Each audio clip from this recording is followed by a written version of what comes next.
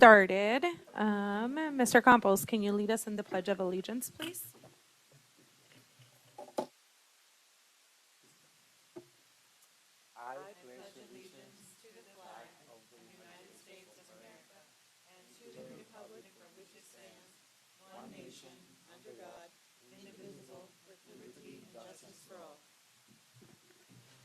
All right, thank you. So we have Mr. Campos here, Ms. Ayers, myself, Ms. McCaleb, and Ms. McSheffrey. We want to welcome everyone to tonight's meeting and remind the audience of the request to address board cards that must be completed and submitted to the board secretary if they wish to speak to an agenda item. Board policy provides for 2 cards, white cards to be submitted in order to speak to an agenda item, and blue cards to be submitted in order to speak during public comments. Due to the open meeting law, board members are not allowed to address items that are not on the agenda. That's policy BEDH. Move the governing board approve the agenda as presented. I second. All those in favor? Aye. Aye. I Aye. myself. Aye. Ms. McSheffrey? Okay. Perfect. And that brings us to public comments. The first one is from, last name is Fuentes. I can't read the first name. I'm sorry. Yeah, my apologies. Yes, please. Thank you. Hello, thank you for having me here. Just a second to pull up my notes here. I wasn't expecting to go first. So to the governing board, thank you for the opportunity to speak this evening. My name is Reina Fuentes. I'm a parent with 2 children attending William T. Mackin School in the Crichton School District. I am here this evening because I would like to discuss school safety. I believe school safety has always been a priority for our district. The most recent tragedy in Texas has pushed this back to top of mind for many parents, students, teachers, school staff, and administration. Excuse me. So currently at Mackin, we rely on our support, administration, and education staff to ensure safety on our campus.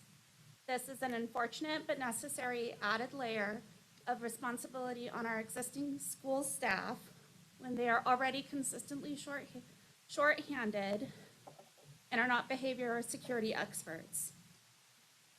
On top of strained resources, our current safety system in place at Mackin is lacking functionality, providing only remedial solution for our campus.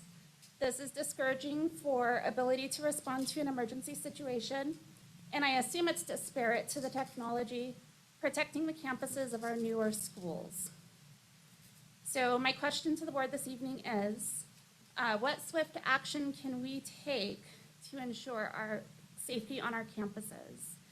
Can we think of ideas like bringing back resource officers to the campuses, add security to campuses, hire additional support staff focused maybe on campus safety and security, enhance emergency response technologies on campuses where technology is lacking, maybe implement clear backpacks for all students?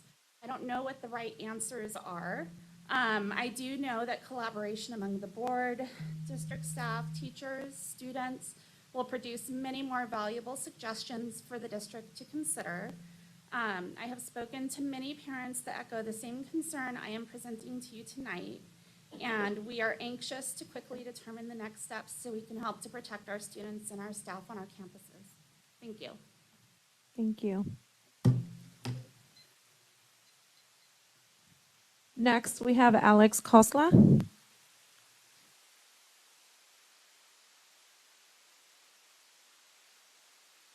Thank you, Madam President.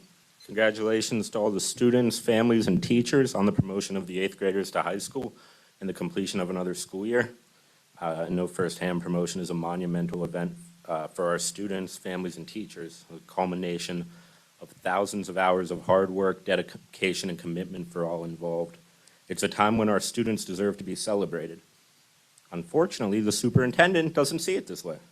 During the last 2 weeks of school, the superintendent was out of the country on an overseas trip to Greece and Italy, while teachers were working unpaid overtime to ensure that students would have a great end to the year. The superintendent was vacationing in Europe. This is textbook for her. Anytime our students, families, or teachers need her to just do her job, she's missing in action. And she knows because she's smiling right now. Any teacher that would have asked for the last 2 weeks of the school year off would have definitely been told no, and rightfully so. The superintendent plays by her own rules. Teachers keep the district running, but the superintendent has her own rules that only apply to her, and no one's allowed to question them. What is worse is we have 3 members of the governing board sitting right here who refuse to hold her accountable. Our own elected officials, 3 of them up here, are caught up in their own ego and whatever favors and special perks they receive from the superintendent to do their job and hold her accountable. And again, they're laughing because they know it's true. Even more concerning is that we do not know who paid for the superintendent's 2-week-long vacation. The superintendent awards millions of dollars of contracts to private companies, which are known to give kickbacks and commissions to people who help them get business. The superintendent would be in a perfect position to receive an all-expense-paid vacation for help securing a construction, food service, or staffing contract. Mr. Costa, I'm just going to interrupt you. It's okay if you say your comment, but we don't want to emphasize or portray that something's going on that we have no grounds for. But you can continue. Sure, thank you. She is using the district for her pay-to-play business and politics, where the taxpayers, students, and families are on the hook for her bills. I'm requesting that the school board open an investigation into the superintendent's disappearance during the last 2 weeks of the school year and whether or not she has received any perks or benefits, including vacations, cash, housing, or services in exchange for private contracts that the district has awarded companies. Our tax money needs to be used to help our kids, not to pay for someone to abandon their duty during the last 2 weeks of the school year to go to Europe. I hope that all 5 members of the board can agree on this and at least open an investigation in the spirit of public transparency. And hopefully, I'm wrong. Hopefully there's nothing to hide. And if that's the case, the superintendent should be the first one demanding an investigation to prove that she's not doing this. We deserve to know why she took a vacation during the 2 most critical weeks of the school year. Thank you. Thank you, Mr. Kosla. And next we have Ms. Giambra.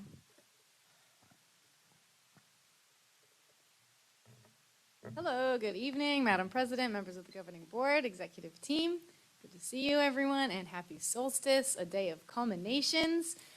Acknowledging that we're on Otham land in Peaposh County, I wanted to give an announcement of something that I've been able to be involved in, actually 2 things that are, I think, relevant to every single person, so I thought I would just do it here. Last week, I was able to be named as the Arizona Department of Education's Department of Health and Nutrition Farm to School Working Group Co-Chair. So to the garden group that we have here at Creighton, I wanted to let everyone know that I will be able to serve in that capacity. Also, I was invited to be a part of the Arizona Education Association's Racial and Social Justice and Equity Leadership Corps. So we had the first convening was last week on Thursday. So it's similar to the work that we've been doing with our equity initiative here in the school district.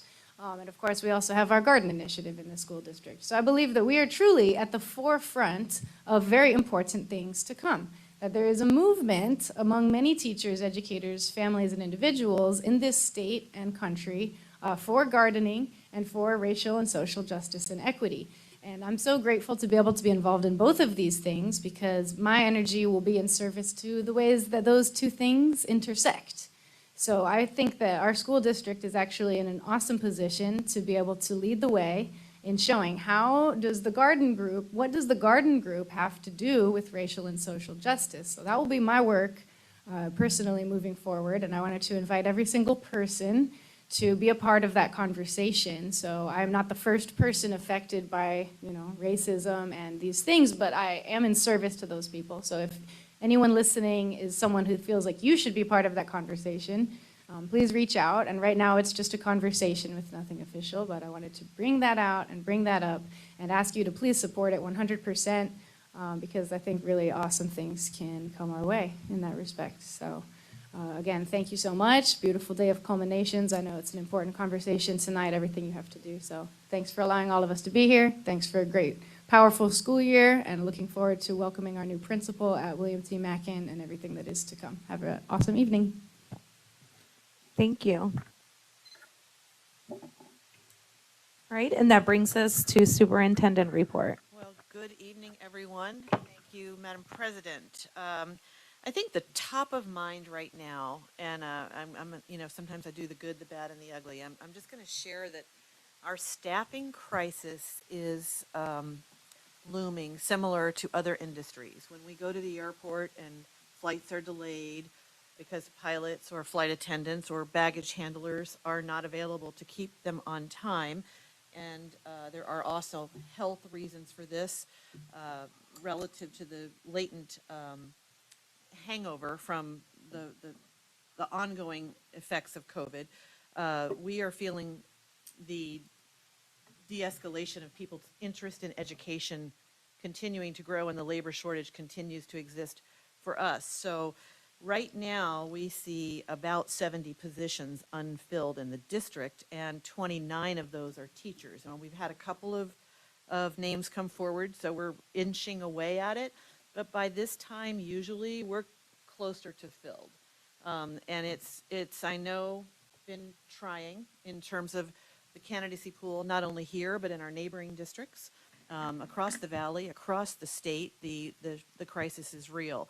We're having conversations about modifications that may need to be made and ways that we can serve kids or offer opportunities for teachers to also provide additional leadership roles as they maybe manage cases. So we're looking at creative options, but I wanted to keep us apprised that staffing is not only in restaurants and hotels and airports, but we're feeling a real pinch here as well. I am also going to move into the direction of saying that we are, fingers crossed, waiting for the legislature to finish its budget. So we will be putting together a proposal today that probably will need modification after its hearing and approval in July when we get to September, but once we get real numbers. But the legislature has been, again, latent in its closure of its work. So fingers are crossed. I want to thank our incredible education team for a summer school program that they've put together. We normally have 130 students in our third grade Move On When Reading. And right now we have over 841 students in summer school. So I'm grateful for the ongoing learning that we have staffed that fully. And we have class sizes, in this case, of 15 to 1. I wish we could do that all year, but I'm really grateful that those students are getting additional schooling, and there's one more week, so maybe we can work out a visit if anyone would like to go. Our curriculum design studio has also been working really hard. They've developed unit guides, pacing guides, and instructional resources to align with our new math curriculum adoption. So thank you for all that work to the teachers who put time in the summer for that as well. Their leadership to bring it to life happens through that kind of planning.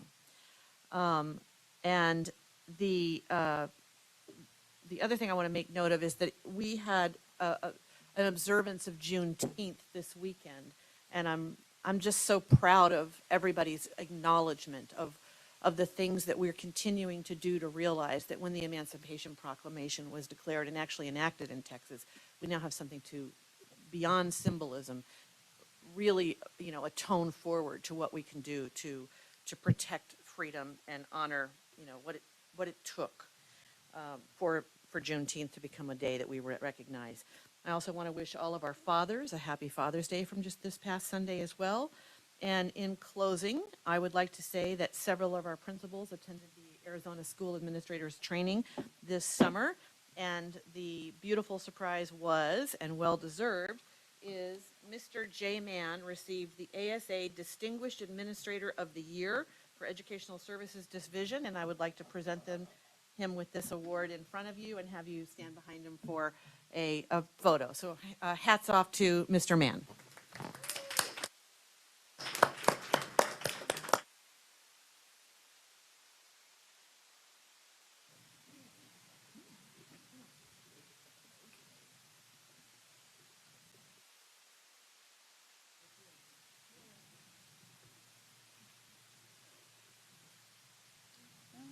Dr. Lindsay. Yep, there we go. You're good, you're good. Perfect. 1, 2, 3. Thank you.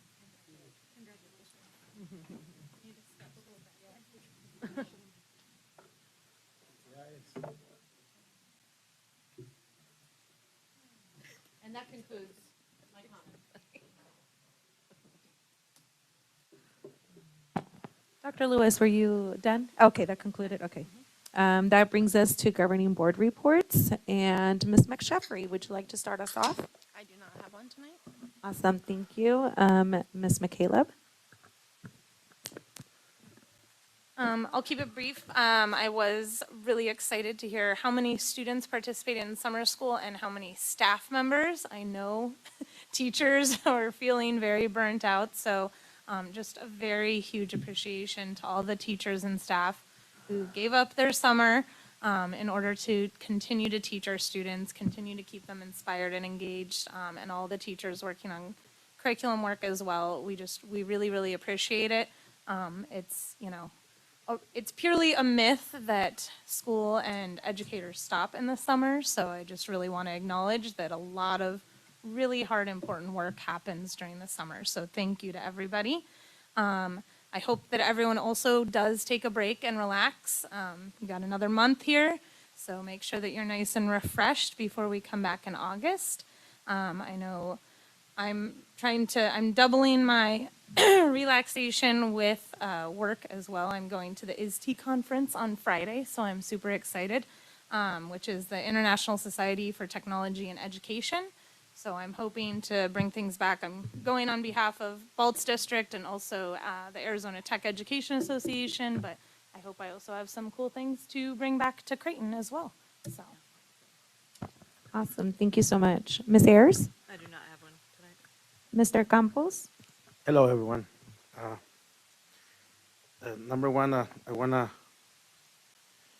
mention that we just went on a beautiful vacation with my children and my wife. And when we arrived at Buffalo, New York, there was a shooting. So after a few days, we went to Philadelphia and there was a shooting. So I started inquiring about what we could do in order to get a little bit more ready.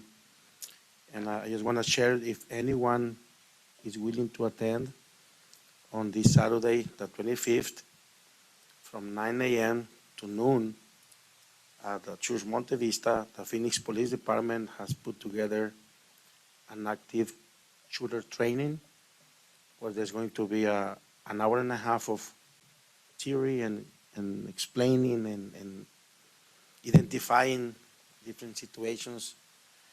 And then there's going to be an hour and a half.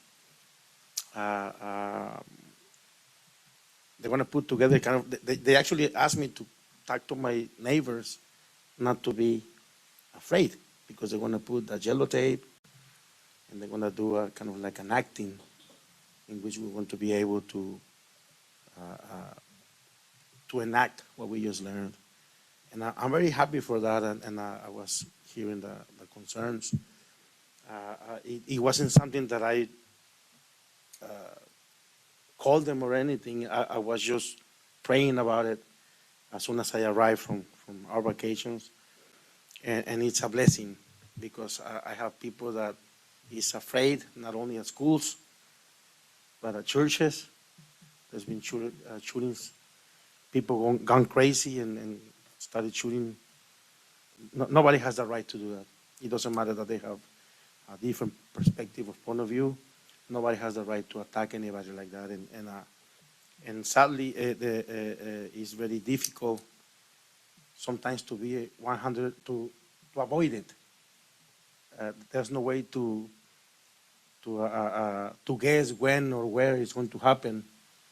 But I'm very happy. I made invitations already to all my pastor friends and some other people that I know that work with the public to let them know about this. And I just want to make it open. If anybody's willing to go and understand how they can learn to be a little bit more ready. So there's the invitation. Secondly, we're having the Vacation Bible School this week at church. And I have also asked the authorities, the police in the neighborhood to come and help us keep it safe for the children. Every day this morning at 6 a.m., I had some people knocking on my door, asking for money for drugs. And I just want to tell everybody, just make sure that your doors are locked, because they tried to open, but it was locked. And usually my last kid who comes in from his soccer game at night, he sometimes leaves it open. I'm glad that he didn't last night. So those are the things that we go on an everyday basis, trying to not only do my job in the congregation, but also try to be supportive and protective. And the last thing, I always give a thought, and so this one came to me a few minutes ago. I read this in my textbooks in Mexico, and I think you guys might have heard it too. It's about this grandpa and a grandkid, and they have a donkey. And so they go on to work, and they wanted the donkey to be working well, so they were going to go up the hill and fill the back of the donkey with wood to come and sell it. So when they go through the first town, the people started criticizing them. They said, they're so dumb. They have this donkey, and it's empty. At least one of them should jump on it. So next thing you know, they try to comply with the people's thinking. And so the next town, the grandpa asked the kid to jump on the donkey. And the next town, they said, oh, cruel kid. He's young, the old man is old, abusive little kid. So the next town, they talked it over. You know what? Let's do some changes. And so the grandpa was on top of the donkey, and the kid was walking. And man, they threw stones at the poor kid.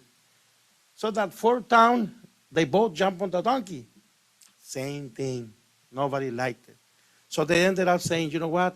Let's do what we know is right, regardless of what everybody thinks, as long as we know that we're doing things with integrity. Thank you. Thank you, Mr. Campos. So I have a quick few things. Juneteenth, yes, we just celebrated Juneteenth. We just adopted a resolution recognizing that too. I was out in the community in South Central Phoenix and in Tempe to some Juneteenth events, so it was great to be out in the community and do that. I also want to announce, kind of like Ms. Giambra was talking about today, I got accepted to a program. It's called Urban Heat Leadership Academy, and it really talks about how creating more green spaces and how the climate change is affecting our kids, but it really is an academy that I'm allowed, I was able to do with my teenager. He's 13 years old, so it actually gives us the tools on what we can do in our own communities to help with the climate crisis that we're in. And the emphasis and the focus is really in the south part of Phoenix, just because we know that in the South Central of Phoenix, where most of our communities of colors live, they're disproportionately affected by this crisis that we're in right now. So I'm really happy to join this cohort. It's going to be 4 months, and see what tools from there I can bring back to our district, so we can kind of get our kids involved in that kind of, gardening, greener spaces, outside learning, whatever it is. I also am excited that I'll be leaving to NALEO tomorrow. NALEO is the National Association of Elected Latino Officials, and they had a big announcement today that Kamala Harris is actually going to be speaking on Friday, so I'm really excited about that. This conference is really important too, because Latino officials from all of the United States meet together, and we have real discussions. And one of the big topics this year, like it's been everybody's topic, is hugely on education, not only on legislation, but they're doing a main focus on education. So it's going to be important to be having those conversations with other elected officials to see what they're doing in the state, what's working, what's not, and bringing back what I learned also to implement here in our district, because if we're serving Latino kids, we belong in those spaces, whether you're a Latino or not. And that's all I have to say for today.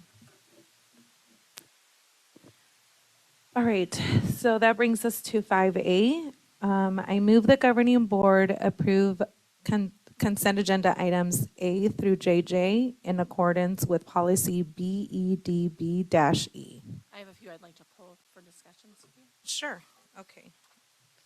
Do you want to remake the motion? Sure. Does anyone else have anything they want to pull? I was gonna pull J. Okay. Yep. Yeah. Did you?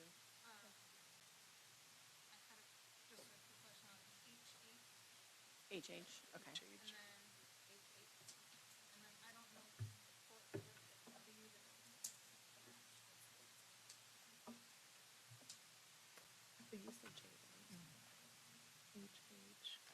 And W, you said?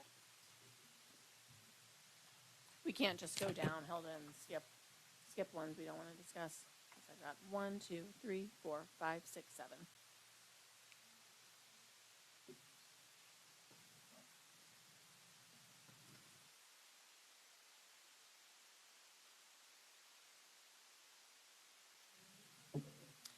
P, Q, T, J, J, J, H, H, W.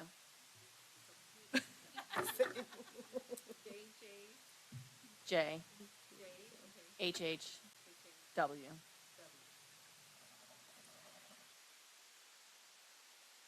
So you want to make the motion to pass all agenda items minus those 7, then that'll work. Okay. So I move the governing board approve consent agenda items A through O, and then R through, oh wait, did I miss J S. already?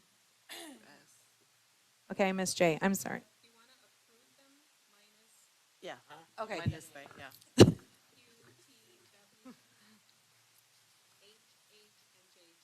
Okay, So you can just say so moved. yeah, so moved, perfect. We don't need to make it hard. Harder than it already We is. need to vote on that. I second. And all those in favor? Aye. Aye. Okay, so the first one would be J. Okay, so, on J, the only thing I wanted to know about, and I'm sorry I forgot to text, Dr. Lewis yesterday to see if you could send this to me, was the parent surveys. I would just wanted to see a copy of the parent surveys because, it's on the pay for performance, so I wanted to make sure that whatever their survey said, that teachers were the ones that had control of what they were being, what the questions were asked about them. Because if it's tied to performance, I wanted to make sure that it was only like teacher-related questions. So I haven't seen that yet, and like I said, she asked me to email her the other day, and I completely, forgot. And, so, We talked a little bit about it. Dr. Lugo, do you want to address the question? Sure. Thank you for the question. Madam President, members of the governing board, regarding the pay for performance and the survey portion of that, there are questions that we have used in the past that teachers and the pay for performance committee were in full support of. Those questions have been brought over to the new survey and incorporated, and those were used for this year's payout for pay for performance. And the intention is with the Hanover survey that has been embedded in that those questions then be disaggregated. We're looking at our first compensation committee, which also deals with pay for performance and tackling that. Because pay for performance, if you recall, we also have our educational support personnel on a different plan, and now the only criteria is their evaluation. So there are questions on there that may relate to food services and transportation that may be pulled out for those departments once we get those employees' input as well. okay, thank you. I had a question on this one too. It says 35% classroom assessment data A and B, and in parentheses CAD AB. What does that mean? So on the teacher evaluation system, it is the portion of the data that are the assessment data, and then the other data collected, which is separate, the 67%, 67 and 33, or whatever the percentages are there, is from the Danielson rubric. Then the other information is based on what's on the evaluation tool. Right now, it was the benchmark, not the benchmark, the growth on exact path and the growth or.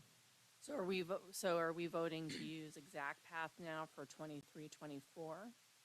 So for 23, 24, we would use exact path unless we're picking a different assessment system for everyone, but that will go through the committee. We have until till December 30th per statute to make any changes if we need to bring them back to the governing board. Our practice has been to adopt a 2-year cycle for our pay for performance plan so that we're never out of compliance and that we look towards the future, but we typically make changes like this time of year for the next year. But with so many changes with the assessment systems and what we're using, we want to make sure that we're fair to all of our employees. So if we wanted to go back to using the state assessment in 23, 24, we still have the opportunity to do that. Absolutely. Great, thank you. And then I had a quick question just for clarification. For the 15% that is for 15 hours of approved activities throughout the year, I feel like the word committee and activities are kind of used interchangeably, so I just wanted clarification.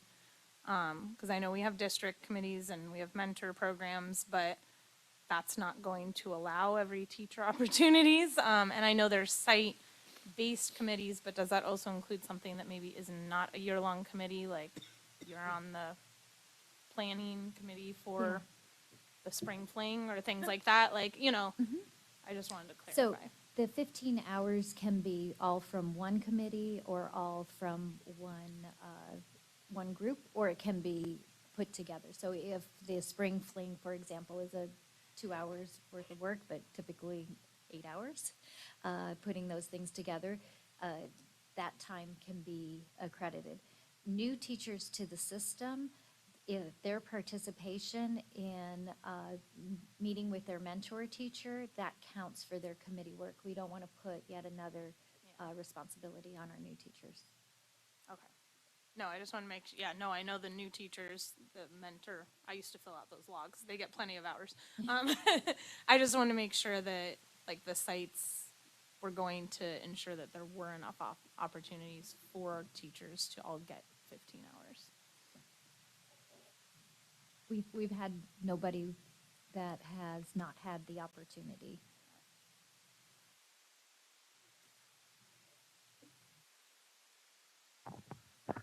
Any other questions? Okay, so now I move just by itself, right? Move the governing board to approve consent agenda item J in accordance with policy BEDB-E. All those in favor? Aye. Aye. And you were heard about the December possibility of a change relative to assessment. Thank you. All right, that brings us down to P. Yeah, so I just wanted to pull some of these, I know these are routine things that we vote on annually, but we are voting on millions of dollars tonight. And so, Mr. Mann, if you could just explain, just for transparency's sake, why we purchase things through multiple commodities and services through the one GPA, like why we do that, and for instance, we're voting to approve $1 million in roofing products and services, various. Can we use that one as an example? Why are we voting on that right now? Thank you, Board Member McSheffrey, Madam President, members of the board. We routinely throughout the year spend large sums of money for a variety of different resources. And so typically what the procurement team, Mr. Rene Martinez, does is he will go in and look at the annualized purchases and the most advantageous mechanism for purchasing those for the district. So you'll see there's actually multiples. There's one GPA, there's what's called the Greater Phoenix Purchasing Consortium of Schools, or sometimes called Guppy Save, Mojave Educational Cooperative, and Omnia. And so depending on which of those are most advantageous, there's one more in here, which is Arizona State Purchasing.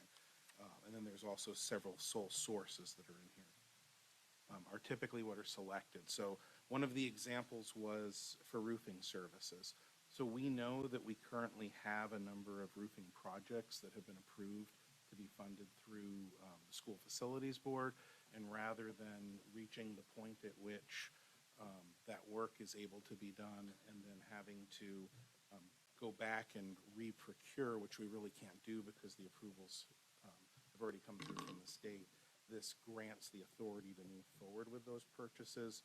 Things like refuse and recycling services, that's continuing the existing contracts we have for refuse and recycling. Technology and audio-visual, again, those are part of our routine maintenance, additions to the classroom. So, and white copy paper is a great example, because throughout the year, we continually purchase copy paper as the need arises. So these are a pretty broad variety of things that are regular, ongoing purchases throughout the year, and the dollar amounts are based on what the pattern of prior year dollar amounts have been for purchases. Thank you. Can we approve all of these after, or do we need to do them one by one? Okay. Okay. Okay. So move the governing board approve item P, was that P? in accordance with policy BEDB-E. All those in, or second? I second. All those in favor? Aye. Aye. Okay, motion passes. The next one we have is Q. So same question here. We're using multiple commodities to purchase special education services. Can you just briefly tell us why we go out of house for special education services? These special education services can be a wide variety of things, from support services to our students to, in some cases, PD opportunities for our staff. And then you'll notice there's also professional development services here. That's for some of the ongoing PD that's contracted throughout the year. Contracted transportation is a really good example. That's for some of those long runs that we have to some of those. Ironically, there's a connection in some ways between those special education services and the contracted transportation, because in a lot of cases, that's paying for contracted transportation to distant service providers for special education student needs that we can't meet in district, where those students are placed outside the district. So with all of the challenges with maintaining a number of drivers, we tend to keep most of our drivers in district, where they're driving, buses that are relatively full of students. And then for those onesie, twosie, distant runs, when we have to do contracted services, that's where we would typically place those contracted services. Of course, our preference would always be to bring all that in-house if we were ever able to have enough drivers to do that. And just another example of special education services out of house. Is this placing students into another facility that we cannot accommodate them for? It could be based on the student's IEP, or it could be based on a specific need. Okay. And then there are other services that are brought in-house for our students. Does anyone have any other questions? I can make the motion if you want. Okay. I move the governing board approve consent agenda item Q in accordance with policy BED. Sorry, I second. My bad. All those in favor? Aye. Aye. Aye. Okay, motion passes. The next one is T.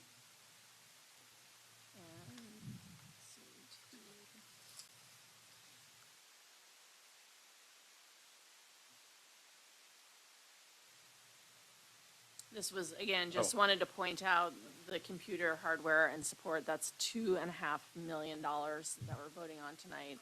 That seems real obvious to me, but is that just upgrades, Mr. Mann? Like- Yeah, and it doesn't mean that we'll necessarily spend that much. It's just we have had, and that number may be higher than normally expected because if you think about recent years, when Mr. Martinez looks, he's looking at trend line data. We've done a lot of replacement of computer equipment, particularly with the pandemic. So that number may be set a little bit high for next year. But one of the things we learned during the pandemic is how important it is to be able to quickly move in order, should there be a need, before everybody else gets in line ahead of us. I do know we have some ongoing computer hardware and support going into this next year as we continue to do things related to cybersecurity. I think a lot of our actual hardware replacements are relatively well in place, but there are other components like projectors and things like that also come up. And Mr. Denault could probably go into greater detail about what might be on the docket for this year, but basically it's providing through state contract, which is typically your big vendors that you've standardized on. So these are like the Apples, the Dells, the Cisco's, those types of entities that we often compete with. And it gives us the buying power of the state purchasing agreement rather than negotiating just for one school district in Central Phoenix. Thank you. Did anyone else have any other questions? Okay. I move the governing board approve consent agenda item T in accordance with policy BEDBE. All those in favor? Aye. Aye. So that brings us down to W. So for W, this is a wonderful question. I can't explain why the attachments are not there because I went through a great deal of difficulty to make sure they were attached there, and they are not there. So the best option that I have to offer is if Mr. Denault would help me put up the proposals. I think I can give you a fairly quick walkthrough that will make it clear and understandable what we're doing, what we're spending, and why we're doing it and spending it. So, and then of course we can make certain that all of the board members have copies of this. I just don't have multiple copies with me this evening. I am These are kind of big plugged players in. to not know what the renewal contract is. Did it not plug in all the way? It says cord here. Is it going? I don't know. Where's the other? This is hooked up. It's there. We go. Okay, I tried to make this as big as I could so it could be seen. I'm going to start with the smaller one because it's easier. So the Alliance provides our workers' compensation insurance and employee liability coverage for the district. And so like the trust, which we'll talk about in a moment, the Alliance is a consortium of districts, like the majority of the districts in the state that come together to create bulk purchasing power. So it's a nonprofit. So we receive these services at a much more competitive rate than we would if we just went out and bought these services from a private vendor. And the advantage to having the nonprofit is they're looking out for the district's best interest. The total cost for this annually, or at least for this next fiscal year, is $220,474. And so, that seems like a big number, but when you take into account the amount of payroll that the district spends every year, the calculations and the numbers that you see here are based on per $100 of payroll. So it's our actual estimated payroll numbers for next year that generate the cost. So that's the Alliance component of it. And then that same entity, or there are two different sub-entities within the entity, is the trust. And the trust provides us with a variety of insurance programs that we rely pretty heavily on. And the district is considered self-insured. So what that means is we put money into an account with the trust. They hold that money. They earn interest on that money on our behalf. And then they provide all the services for if there's a claim, they have the claims adjuster, just like your normal State Farm or Geico or any other insurance agency would have. The difference is when the claim is paid, it is paid from the district's portion of the pool. But what creates protection for districts is because we're not just setting our money aside and little Creighton just has their bucket. If there's a particularly bad year, since everyone's money's pooled together, there's a larger pool of money there to support all of the different districts. And so, over the years, if one district gets hit particularly hard, they'll make up those contributions in future years, and the pool continues to stay healthy to support all of the districts that are in the pool. This is a fairly large ticket item because you'll see our general liability by itself is just under $100,000. We do carry cyber liability through the trust. It's a little over $10,000. We do carry automobile liability. That's a little over $40,000. Administrative practices liability, which is $18,000. We do not run for-profit activities, so we don't carry that insurance. Some districts do run for-profit activities, and so they carry that. We have added pandemic liability, so this would be if there was a claim related to the pandemic. The reason that we've continued it is because one of the things the trust has done with this particular coverage is if we do not use it, they refund the full amount that we've paid for the coverage at the end of the year without using it. So it's, I don't know, if you go to Vegas and put all your money in a machine, and if you didn't win, you get your money back, that sounds like a pretty good deal, and this is kind of a similar type of thing. We have the coverage for pandemic liability based on contributing, but they're refunding that full amount to us each year. And then there's additional coverage for excess liability here, at-risk property, so these are things like floods and earthquakes. We do not currently have mold coverage, and we do not currently have course of construction coverage. We have that covered in a different way, nor do we have device coverage, which is something they haven't offered in the past, but that's something that's forthcoming from them. We do have automobile physical damage, equipment breakdown, commercial crime.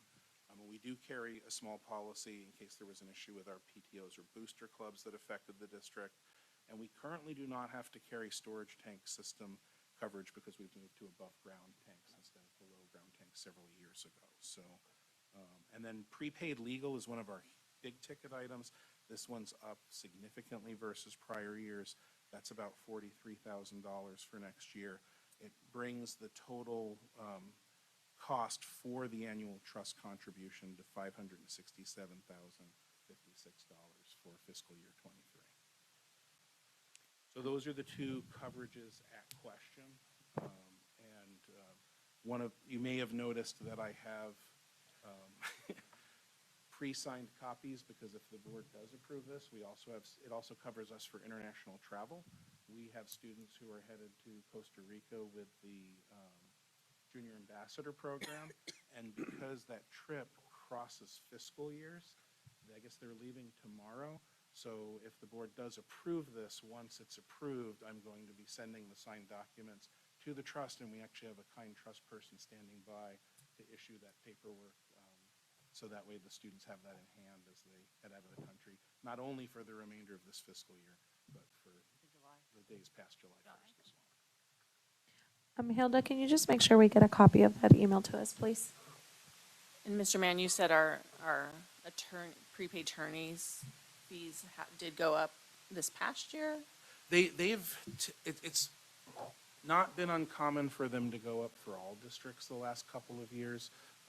They have gone up for us the last couple of years as well. This past year, I think, has been the greatest increase that we've seen in our legal fees in a number of years. Thank you.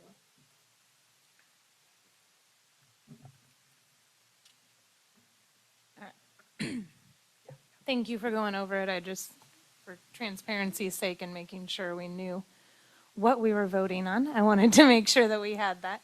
But I will, unless there's any other questions, I'll move the governing board approve consent agenda item W in accordance with policy BEDBE. Second. All those in favor? Aye. Aye. Perfect.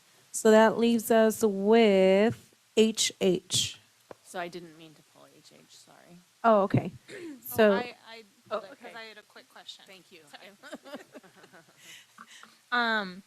No, I was just curious if do we typically charge our students for extracurriculars? Like I've led some in the past when I was here and I never charged any kid. Thank you, Madam President, members of the board. We have this fee schedule in place. We have been, in prior years, challenged to maintain, to continue, particularly the sports and athletics programs, without a cost contribution from families. With the infusion of ESSER funds, we've been able to not only sustain the athletics and extracurricular programming, but also expand it at no cost. So we've been offsetting this schedule with ESSER funds and will continue to do so for the life of that grant. At the end of the grant, we'll have to revisit the practice because there does need to be a dedicated funding source to support the extracurricular programming, but that is how we've been able to handle it at no cost to families.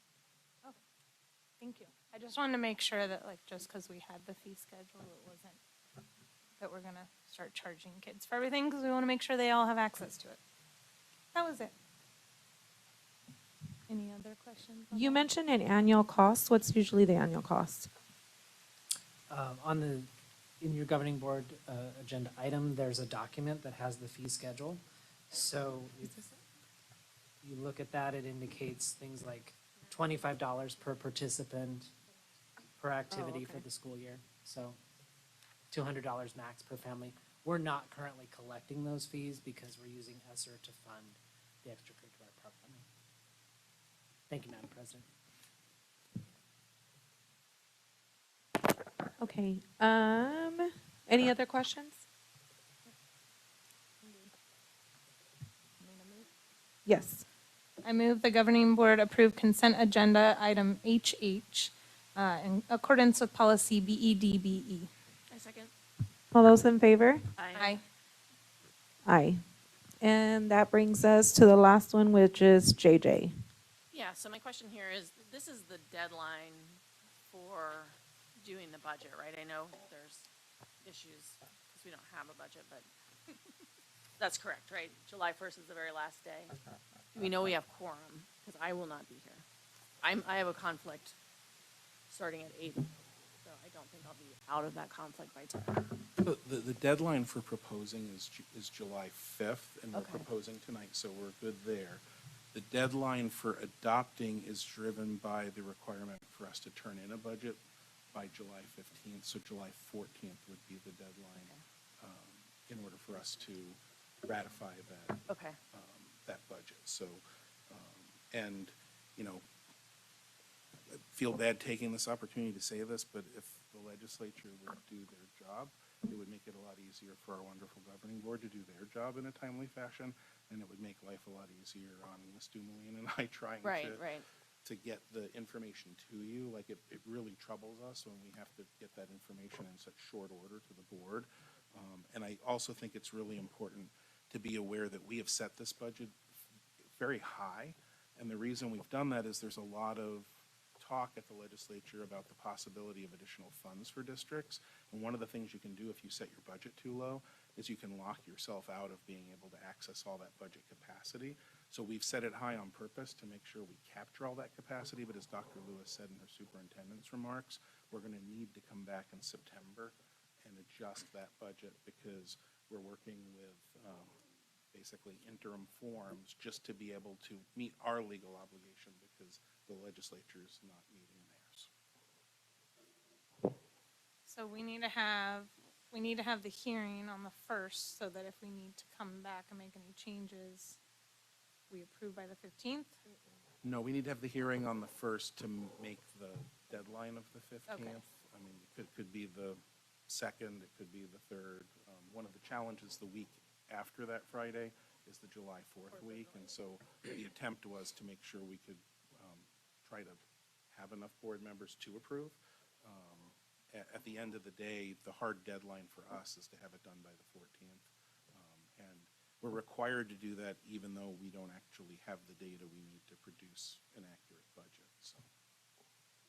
So I just wanted to, full disclosure, say Yes. I'm not available, so. At the 10 o'clock on Friday, is the beginning of a holiday weekend, and mine's not a holiday thing, it's another conflict, but it just might be challenging to get quorum, so. I will be out of town, so I can call or video in, but I can figure out with you guys what's what Russell wants to do that day. Okay, awesome. Any other questions or comments on that? Okay, so move the governing board approve consent agenda item JJ, thank you, in accordance with policy BEDB-E. I second. All those in favor? Aye. Aye. Aye. Perfect. That brings us to 7A, adoption of salary schedules.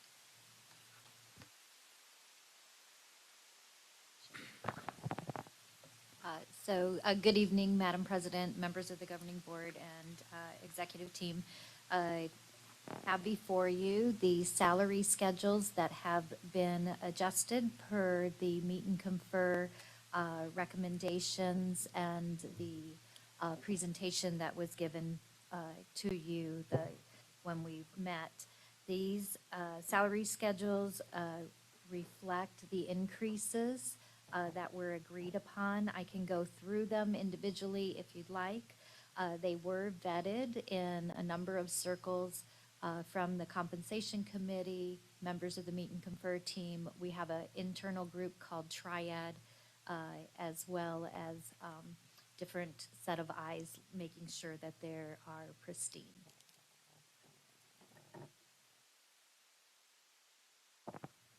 Does anybody have any comments, questions, anything regarding what you are seeing? I had a clarifying question, just because I was looking at the regular certified teacher salary schedule placement range.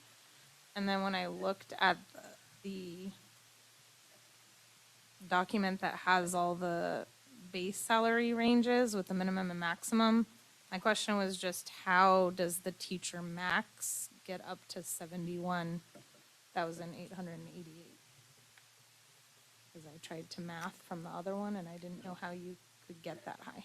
So the salary schedules that you see with the grid, they are the placement schedules for new hires. So new people who are in the district, it was agreed upon and recommended for the board to extend the maximum placement beyond G to K, allowing for 10 years of experience. So that's what you see with the grid. The range piece, we wanted to make sure that the board knew that the ranges within current employees where they fell was from the minimum to the max.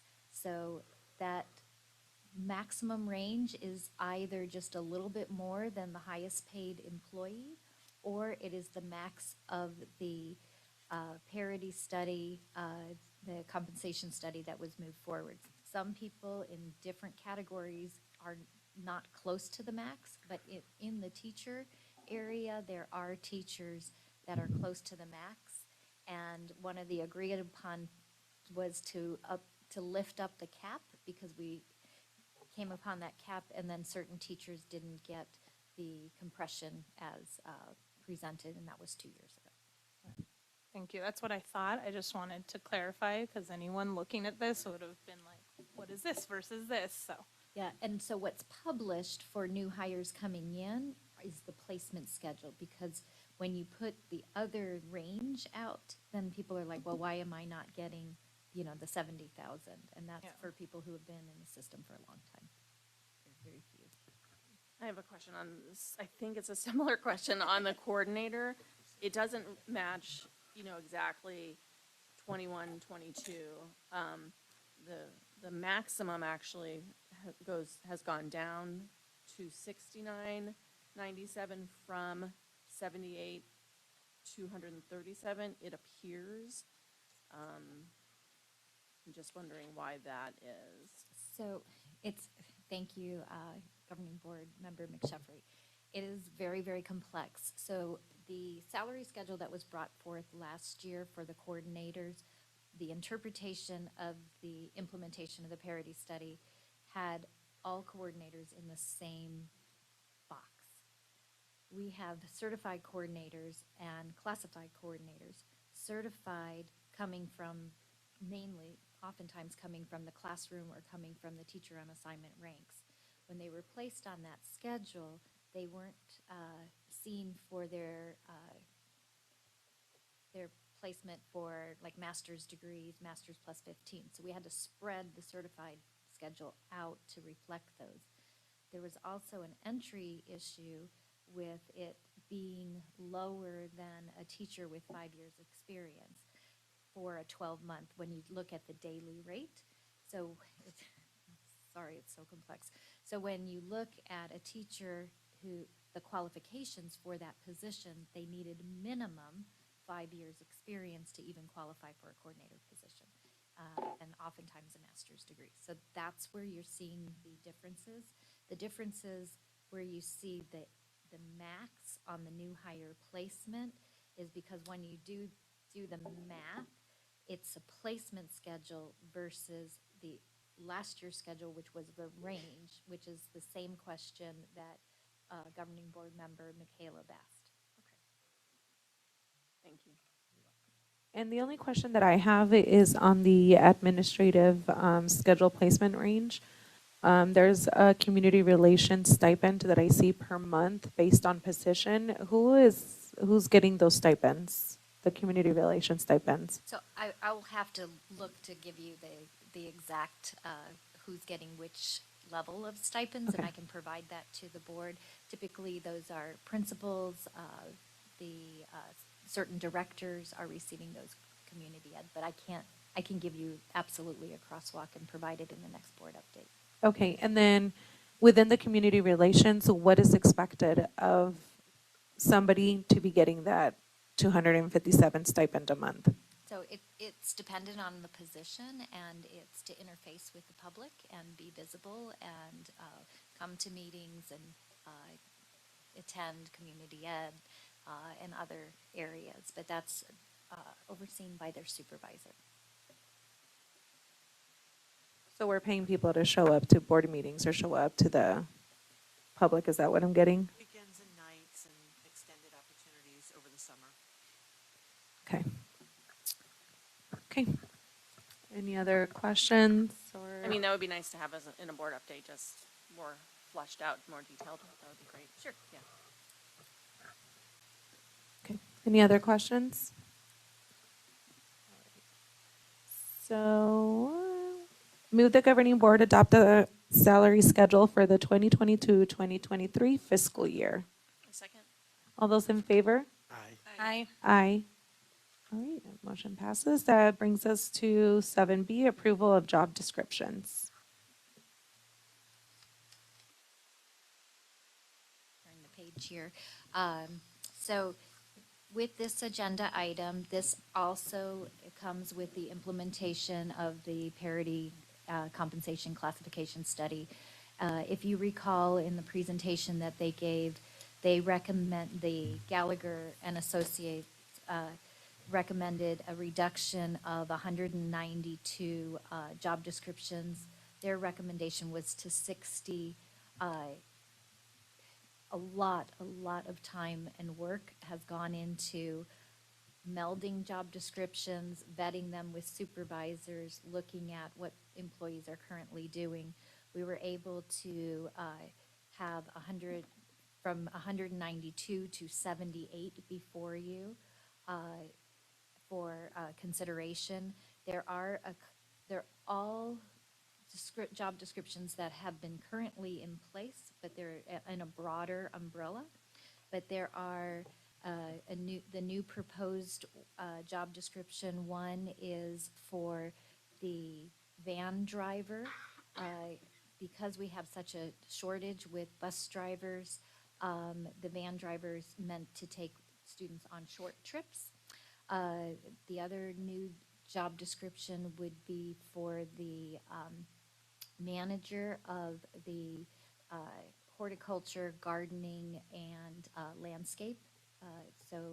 And that we just couldn't fit in a general manager type position because it was very distinct.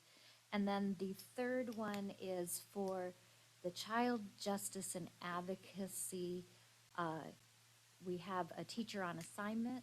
And what we're finding is with these teachers on assignment, many of our teachers are very excited to take on these new opportunities, and we're having trouble staffing our classrooms. So broadening that job description to entail people with social work degrees, and allowing them to serve our students, but being paid on the teacher salary schedule because they're doing the same work, is the recommendation at that one. So those are the only three new ones. So, so those three new ones, are people in those positions yet, or we're hiring for them? We will be hiring for them. We have people with offers out for the child justice and advocacy, but right now they're just certified teachers. And we have a couple of interested social workers. Actually, I spoke to one today. What is the deadline, like, if we wanted to like pull one and just go over it a little bit, like the garden one, I'm just kind of interested in studying a little bit further. That's a So- job that you want to list, but it's not listed yet, I assume. Correct. Okay. So one of the things what we could, should the board want to, they could adopt tonight and we could go back and do some tweaks and bring them back so that we don't hold up posting the Okay. position any Okay. longer.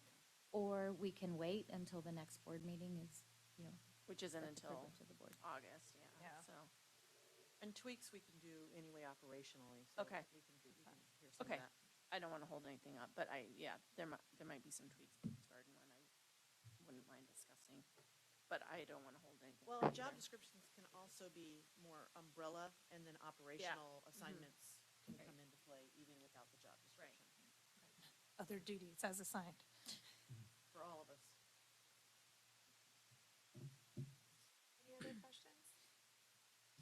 Okay, so I move the governing board approve to adopt the attached update job descriptions and the new job descriptions for child justice and advocacy specialists, van driver, and garden and landscape manager. Second? All those in favor? Aye. Aye. That brings us to 7C, approval of assistant principal for Biltmore Prep Academy. So again, thank you for allowing me to present to you this evening. The Biltmore Preparatory Academy Assistant Principal position was posted for a month. And we were definitely looking for the right person, and we believe 100% that that person is here in the room today. There were, as you know, you've heard before, we have a multi-layered approach to interviews, from the application process, screening, interviews, in-basket activities, presentation, to panel interview questions. The panel consists of teachers, staff members, parents, and unfortunately this time the child who was going to be there said she's 13 years old and did not want to come back to school over break. So, but we are very confident, and then the final interview is with the superintendent and the supervisor and members of cabinet. So I'd like to recommend Ms. Shauna Suave, who comes from Phoenix Advantage Charter School, where she did serve as an assistant principal. She also served as an instructional specialist and a reading coach. She began her teaching career in 2007 as a physical education teacher in Los Angeles, California. She moved to the Alhambra School District in 2008 to support students in PE and reading interventionists. So you can see what a range she has. Ms. Suave holds a master's degree in educational leadership, a bachelor's in science in physical education, and an endorsement in reading specialist. All right. Move the governing board approve Shauna Suave for the position of assistant principal effective July 1st, 2022. Second? All those in favor? I just had a question. Oh, yes, go ahead.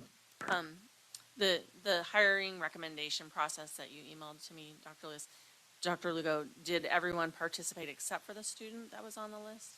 Like two parents? Did they? There were two parents Okay, there. great. And did the rest of the board get this? No. Okay. Is there a reason why I was the only one that got it, Dr. Lewis? No. Okay. I asked for the whole board to be sent it, so, thank you. Do I have a second? Second? All those in favor? Aye. Aye. Aye. Okay, motion passes.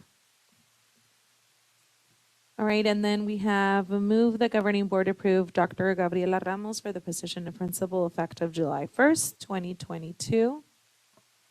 Dr. Ramos is with us in the audience, virtually. So, great to see you, Dr. Ramos. So, again, a very similar search was done for the principal of William T. Mackin School. We had a number of applicants with principal experience and some without.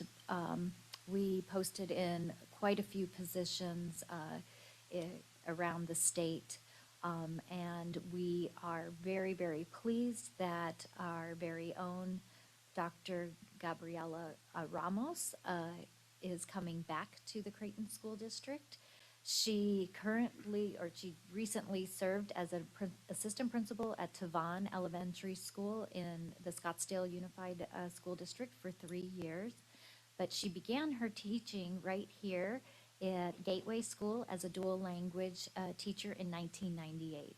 And in 2008, she actually moved to William T. Mackin School, where she served as a reading interventionist and then a behavior interventionist.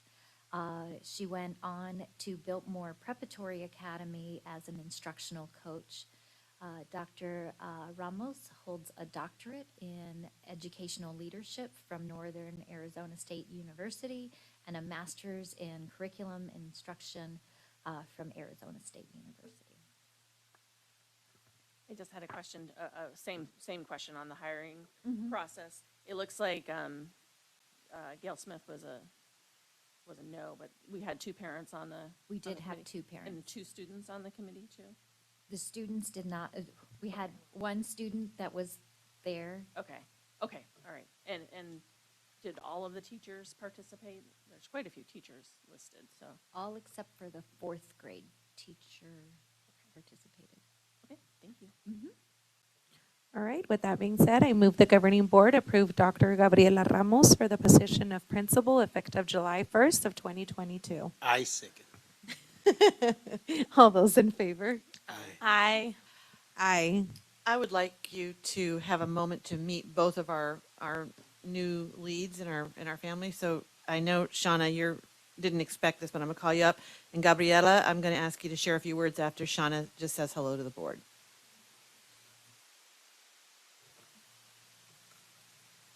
Hello, Madam President, Governing Board, Executive Team, Dr. Lewis. I'm super, super excited to join Creighton.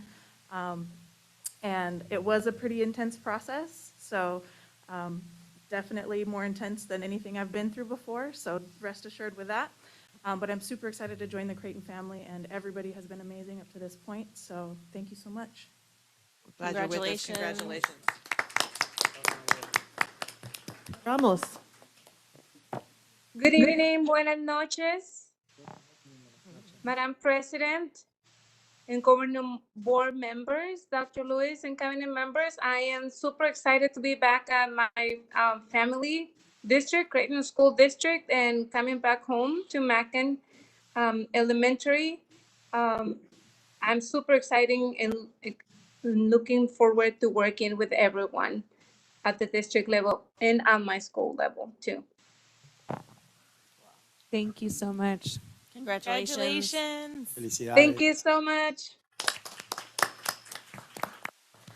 The vacation that you have earned, we're going to say goodnight to you so you can do that. Thank you so much. It's 9:26 over here, PM. Good Well, night. thank you for joining us. Que pase buenas noches. My pleasure. Encantada. Muchas gracias. All right, that moves us over to 10A, revision to governing board policies BEDB, agenda, and GBP, prohibited personnel practices, first reading. So I brought this to the board because it is basically one of our retaliation policies or anti-retaliation policies, but it didn't have the word retaliation in it, so I couldn't find it. I found all the others because they actually had the word in it. So I coordinated with Steve Hyland from ASBA. He thought it was a great idea, and they may just change that for ASBA whole. But it's as simple as that. It's so that employees or whoever is looking can find it. So that word comes up, yes. Yeah, thank you for that. I feel like it'll be a nicer way to find those retaliation policies using those keywords. And the agenda one was mine. I do believe that we had put it in the future agenda item to do a land acknowledgement statement. I actually have one that I will be sending over for revision to you, Hilda and Dr. Lewis. Tempe Unified High School District uses it. And one of their presidents at Tempe Unified High School actually belongs to one of the tribes, and he's a great leader in his tribal community as well. So it works for them. I'll send over for revision, and I do believe that our land acknowledgement should go before our Pledge of Allegiance, since we are in need of land. So this is the draft of it. I don't know what happens after this. Do we first read? First read?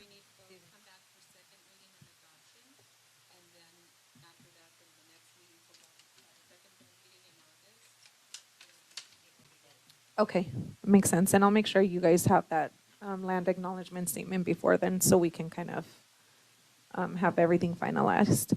Does anybody else have any questions, comments?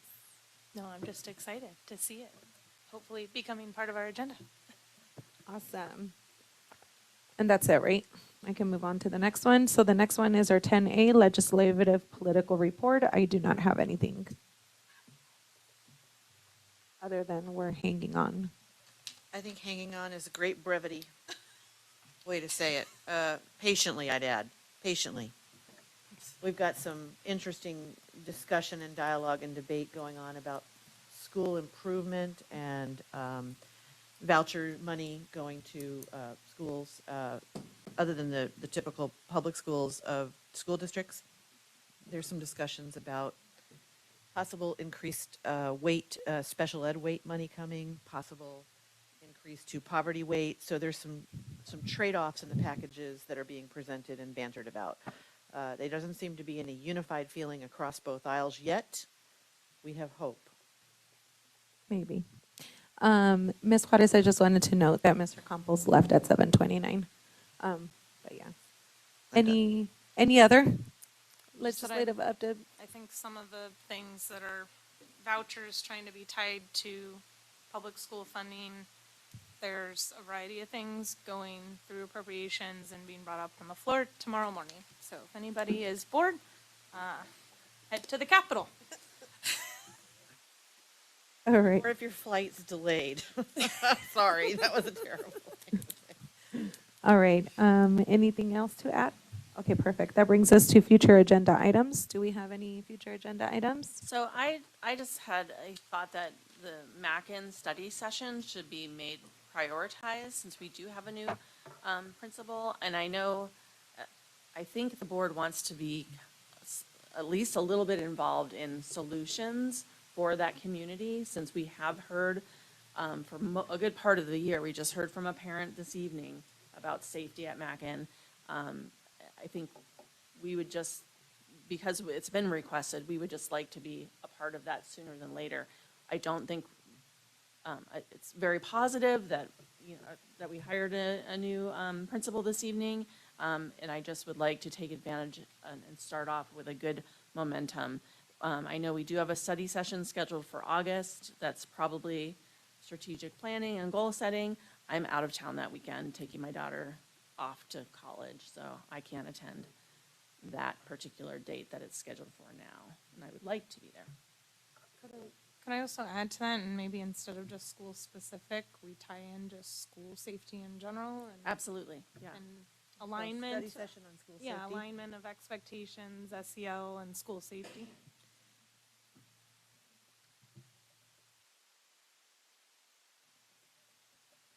But I do want to address the comment from the teacher, or the parent that spoke tonight, she's asking for solutions, and she's not the first one to do that specifically. Yes, Across the district, for sure. Everybody, we've got a lot of concerns relative to the shooting. So we've done a scan, and we can't talk about it right now, but we will bring the board an opportunity to talk about solutions for school safety. And it's not not related to school shooting, that's obviously It's been the, a concern, it's been but. the impetus behind the conversation for things I've been hearing. I just want to make sure we don't leave Mackin out because for the past 6 months, most relatively, that school in particular keeps coming up. And I do believe that with the new principal and with the new, this could be a new opportunity for all of us to be on the same page. So, Okay. yes, And they're- relatively and they're- in Alvaro. yeah. But that's been our targeted school that we keep hearing complaints. And as elected officials, we need to listen to our community, and that's what they're asking for us to do. Did you have any other future No. agenda items? Ms. McCaleb? This time, sorry, I was just looking to see if there was anything as far as moving them around, but. Ms. Ayers? Okay, and then I do have 3 future agenda items. One of them has to do with food services. I don't know at this point I want it to be a board report. I do want it to be put on a future agenda item. I'm hearing some stories from my little kindergartner, well, first grader, that she's only eating cookies and chips during her summer school lunches. And I actually have pictures of the school lunches that are being served, and there's a concern that we're just giving our kids desserts and crap basically to eat. So I do want that to be a future agenda item. Maybe just call it food services, I don't know. Maybe us talking about adding a second call to the public. I know Phoenix Union High School District does that, and sometimes people walk in late, something can happen during the meeting. That kind of ties in with the rough draft of whatever we're doing with the land acknowledgement, maybe adding another, a second call just to give our community a chance to hop in or say whatever they need to if they couldn't make it right at that time, maybe adding it at the end. And I also would like to make sure that we have a Spanish translator at every board meeting. I'm not sure why we haven't done that yet. I know I've requested it in the past. As I'm still knocking doors, especially in the south side of our district, there's a lot of people in our community that still do not feel heard, do not feel seen, and do not feel welcomed. And that is the worst thing to hear as the president of the school board. So I want to ensure that a Spanish translator is here at every meeting. So if somebody wants to walk in, they have the opportunity to hear it in their language. And that's it for me. All right. That brings us to our last, move the governing board adjourn. A second. All those in favor? Aye. Aye. Aye.